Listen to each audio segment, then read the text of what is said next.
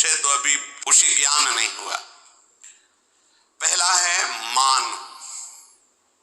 भगवान ने गीता जी में भी जब परम पद का वर्णन किया तो कहा निर्मान अमोहा जित संग दोषा अध्यात्म नित्या विनिवृत्त कामा द्वंद्वैर विमुक्ता सुख दुख संगै। ये परम ज्ञानी परम पद में आरूढ़ हुए महापुरुष का लक्षण है। ये 18 दोष उसमें नहीं होते। मान बहुत बड़ा जहर है जिसे मायाग्रसित अंतःकरण बहुत शौक से पीता है।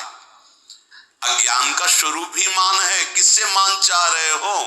या तो तुम ही तुम हो या मैं ही मैं हूं। अपने हाथ से अपने पैर छुओ, कैसा मान लगेगा आपको? अपने हाथ से अपने पैर छुओ तो सब मेरी आत्मा है, कोई दूसरा है। अच्छा, अपने आराध्य देव अगर भक्ति में हो तो आराध्य देव झुक के प्रणाम करे, तुम्हें कैसा लगेगा? जलन होनी चाहिए। गुरुदेव तुम्हें प्रणाम करे झुक के, कैसा लगना चाहिए? संकुचित हो जाना चाहिए, हृदय जलना चाहिए। आप हमारे आराध्य देव हैं। ये भाव मान का कहीं कोई अस्तित्व नहीं, चाहे ज्ञान में हो चाहे भक्ति में हो। भक्ति में भी तो कहा गया है अमानिना, मान देना, मान रहित। ये मान बहुत बड़ा जहर है, बहुत जल्दी सर्वनाश कर देता है। बहुत जल्दी सर्वनाश करने वाला ये मान है। मान न संसार के मार्ग में सही है न परमार्थ में सही है। संसार के मार्ग में इसी को देखा जाता है। बोले वहां गए बहुत मान हुआ, फूले हैं और जरा सा दुखी हैं। ये सुखी दुखी आप अपने आप में पैदा करते हैं। 2 ब्राह्मण थे, किसी ने निमंत्रण दिया, आओ महाराज आज हमारे यहाँ आदर पूर्वक प्रसाद पाइए। दोनों गए, पाके निकले तो एक मुस्कुरा रहा था, एक बहुत गम में था जैसे बहुत बड़ी संपत्ति का नाश हो गया। तो एक ने पूछा, पंडित जी प्रसाद में कुछ गड़बड़ी थी क्या? आप उदास क्यों? आप बहुत प्रसन्न हो। तो उनका हमने सोचा था कि आज भोजन नहीं मिलेगा, पर बहुत सुंदर भोजन मिला और 11 रुपया दक्षिणा मिली, इसलिए मुझे बड़ी प्रसन्नता हुई। बोले आप उदास क्यों? बोले हमने सोचा था जजमान सही 101 तो देगा ही, वो 11 रुपए दिए इसलिए। अब बोलो जजमान का क्या दोष कि एक खुशी है एक दुखी है? उसके विचार उसको दुख प्रदान कर रहे हैं, उसके विचार उसको सुख प्रदान कर रहे हैं। वस्तु व्यक्ति के द्वारा प्रदत्त दुख हमें नहीं छू सकता, हमारे विचार ही हमको दुखी करते हैं। जिसमें मान नहीं है, दंभ नहीं है। दंभ माने दिखावा होता है, दंभ नहीं। ज्ञानियों में दंभ, किससे दंभ करे? हिंसा, किसी को मन वचन कर्म से दुख पहुंचाना, नष्ट कर देना, ये हिंसा होती है। क्षमा ना होना, बड़े से बड़े अपराध करने वाले को भी क्षमा करने की सामर्थ्य ज्ञानी में ही होती है, ज्ञानी में नहीं होती। ज्ञानियों में क्षमा बल होता है, तो क्षमा राहित्य ये ज्ञानी में नहीं होता।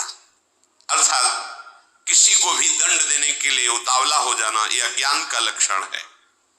टेढ़ापन, वक्र दृष्टि, वक्र वचन, ये ज्ञानियों में नहीं होते। सीधे सरल, जो मन में वही, वाणी में वही, चेष्टा में। और गुरु सेवा का अभाव, ये ज्ञानी में नहीं होता, क्योंकि गुरु कृपा से ही ज्ञान की प्राप्ति होती है। जो गुरु सेवा का अभाव जिसके जीवन में है, वो ज्ञान भले वर्णन करे, उसको सच्चा बोध नहीं हो सकता, क्योंकि बोध तो गुरु कृपा से होता है। अपवित्रता, शरीर की अपवित्रता, वाणी की अपवित्रता, मन की अपवित्रता, ये ज्ञानी में नहीं होती। ज्ञानी चलता फिरता तीर्थराज प्रयाग है। अस्थिरता, वो चंचल नहीं होता, गंभीर रहता है, शांत स्वभाव, क्योंकि अब कोई चाह नहीं, कोई मन का निग्रहित ना होना, ज्ञानी में ये दोष नहीं रहता। मन ही नहीं रह जाता।